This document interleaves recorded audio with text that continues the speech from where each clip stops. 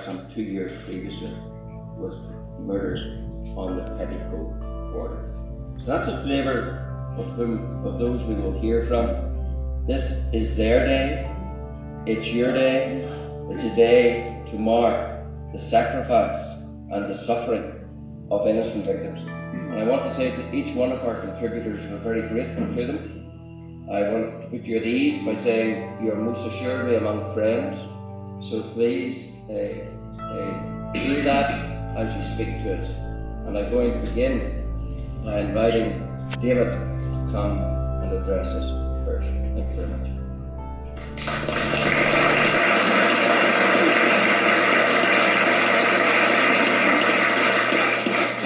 Thank you, Jim. Thank you, Jim, and to all the distinguished guests. It's a privilege to be here today because it's a chance for me to speak about my father. My name is David Paddy, by the way. My father was an army private in the Defence Forces, the legitimate army of the Republic of Ireland. He actually done 14 years service. I should say he actually came from a military family. His own maternal grandfather was a sergeant in the British Army in World War I. So action at Gallipoli, and his grandfather was actually lucky enough to one of the lucky ones to come home alive. My father, as I said, he'd done 14 years, but in those 14 years he actually did 4 overseas tours of duty on UN peacekeeping missions, 3 in the Lebanon, 1 in Cyprus. There were 6 months tours of duty during the 70s into the early 80s. He was very happy. He was someone who just loved the army life. Suited him down to the ground, and he married and had 4 sons. But in late 1983, it was actually tied to the May's prison escape in September of that year. Some of those prisoners who broke out managed to make it across the border through South Armagh to Monaghan. They decided they regrouped and as an active service unit to raise funds for their armed campaign of terrorism.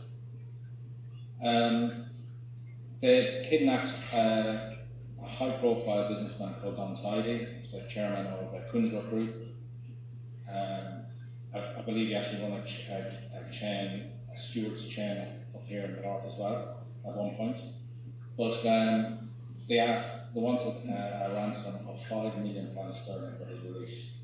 And it took them to a hideout in an isolated woodland and the borderlands near the border with Fermanagh. It would have been only about 10 miles from Fermanagh border.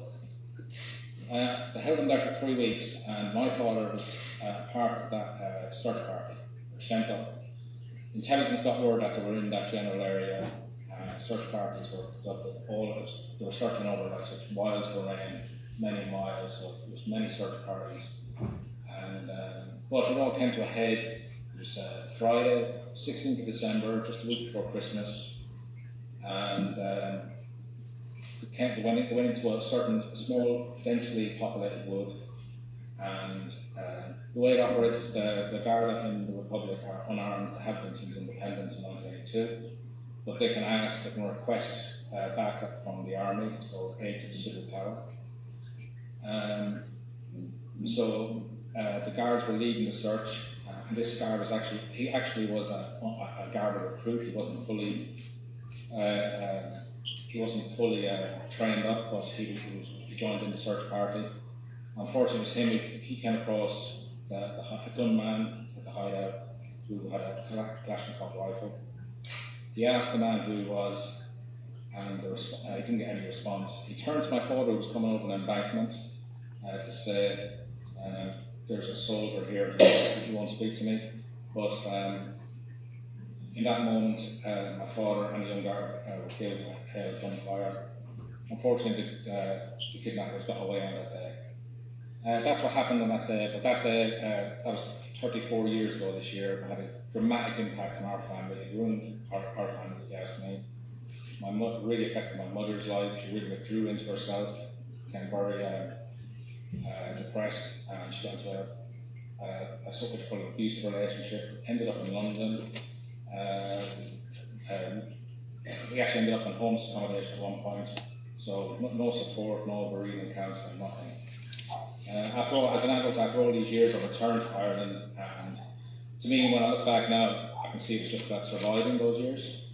And now I'm saying, like, looking around, who killed my father? You know, the men who did it are still walking around free men. You know, and yet who's been prosecuted since the 1998 agreement? So it's very hard to take, given what the dramatic effect it had on our family. And I actually, Martin McGuinness was running for the President of Ireland, the Republic of Ireland, in 2011. He came to my hometown, and I felt compelled to give him a hat to my father and to my mother and the rest of our family to confront him. And I said directly to his face, "You want to be the President of Ireland. Can you assist me in finding out who murdered my father?" And he basically told me that actually it was time for me to move on. You know, he said that to my face in his own camera. And I'd say, you know, before you can move on with peace in your mind, there has to be some form of justice, you know, some truth, accountability, before there can be reconciliation and truth. And, you know, that's where I stand, you know. I feel like I can't let my father down, you know. Because he, as I said, at the end of the day, he was doing his duty. He was provided for a young family, doing his duty, and get his life for his country. And it's very disturbing that the fact that it seems like there's a lack of willingness to pursue the perpetrators of that terrorist crime. And I'm determined to keep speaking up for him and keep pushing away. Hopefully one day. Well, it's great to speak about him today, because if the people who killed him and the movement behind it, they'd like him to be a footnote in the history books, to be forgotten about. But I say different. He matters. And I'm going to keep fighting away for it on his behalf. Thank you.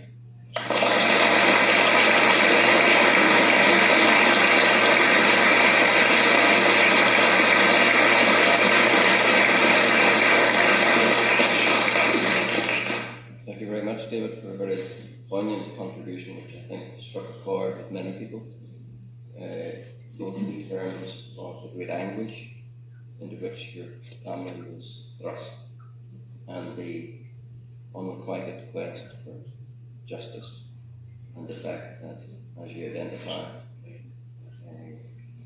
the desire to attain justice seems sadly to be trumped by other considerations. Thank you very much for making the journey and coming to speak to us today. What I call the